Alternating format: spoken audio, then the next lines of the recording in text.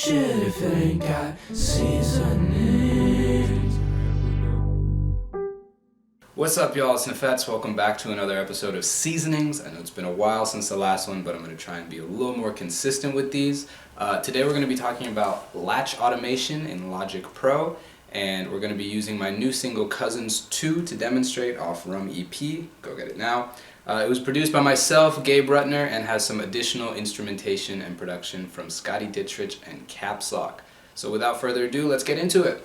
I ran out of words, I ran out of things to say. Lord, I miss my loved ones, over water where they stay. I've been up to something, I've been up to nothing good. Mama always worried, and I wonder if she should. Alright, so today we're going to be talking about automation, which is a super important tool to use in any sort of production or engineering that you're doing. For those who don't know, automation is essentially the process where a parameter of either an instrument, a VST, or a plugin, or any setting in your track changes as the track goes along. The easiest example of that would be a fade out. So if you ever hear a song that fades out, all it really is a volume automation. So the volume decreases as the song reaches a certain point.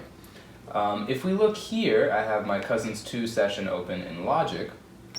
And if you're in Logic, if you press A, it will reveal all the automations, and if you go to a track that has automations like we see here, you can click here to cycle through and see what's being automated. So right now, if I click here, we can see I have an automation on the filter frequency of one of my favorite plugins, which is Low-Hi by Goodhertz. It's a low pass or high pass, or it's just a filter. It's essentially just a filter plugin that has a bunch of different settings.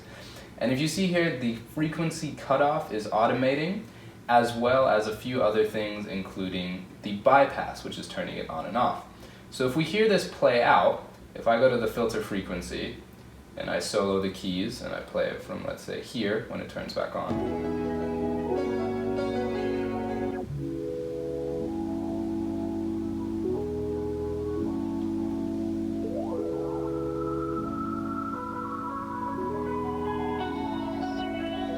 Right, so as it plays, you can see in here something. You can see the parameter actually moving by itself here, and you can hear it as the cutoff is changing. And if I take off the automation, right, it just stays consistent. So that's without, and that's with. Now, let's say that I made this automation either by drawing it in. So when you have automation, you can literally grab and adjust, or I can use my draw tool here, right? But let's say I made this automation one of those ways, and I didn't like it. One of my favorite ways to automate in Logic is what's called Latch Automation. So let's say that I delete all of this stuff that's here. What I want to do first is switch the track I'm on. So if I go here, remember this is the master bus, and this is the bus I have selected, which is the key bus. I want to change this setting that says read to latch. Now what's going to happen is that as I play the track, any changes I make to the channel strip here, so any of these plugins, will be recorded. So let's say I still want to change some of the filters that are happening in my Goodhertz. If I go here, first let me turn it on, and you see already that makes a bypass automation. And now,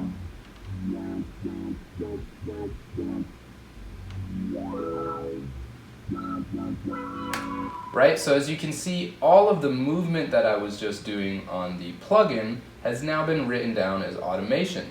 But the problem is, if I just play back from here, it's going to re-record over it whatever setting I have now, because I'm still in Latch. So what I need to do to hear this play back is to switch from Latch back to read, and now when I play it,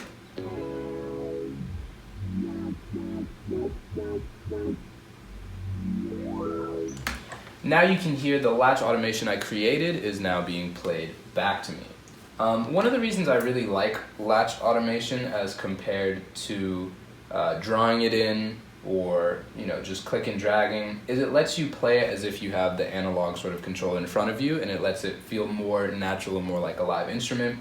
But obviously there's a time and place for all different types of automation and methods of automating. So let's say I made this Latch automation, but I said, oh, I just missed the cutoff point, right? I can take this and just manually drag it and then sort of smoothen it out if I wanted to. So again, like I was saying, one of the best ways I like to use automation is to add a little bit of dynamic.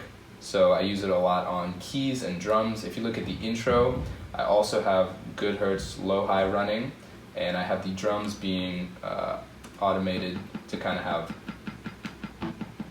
right, a little bit of bounce, a little bit of movement.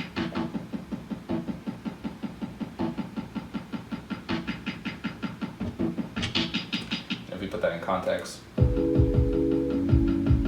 right, that gives the verse a sense of lifting as it goes out.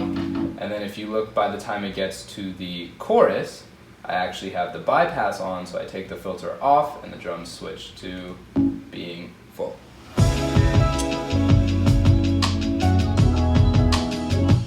Right, so drums are automated to have the filter turned off here versus in the intro, where they have the filter sort of automating pretty heavily there. Another thing, so if we look at the breakdown of this song, there's a big sort of drum and bass moment here.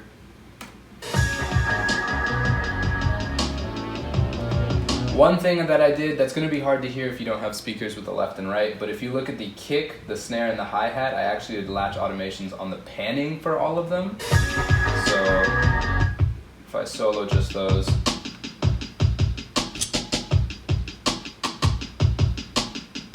if you have headphones, you can hear it panning left and right.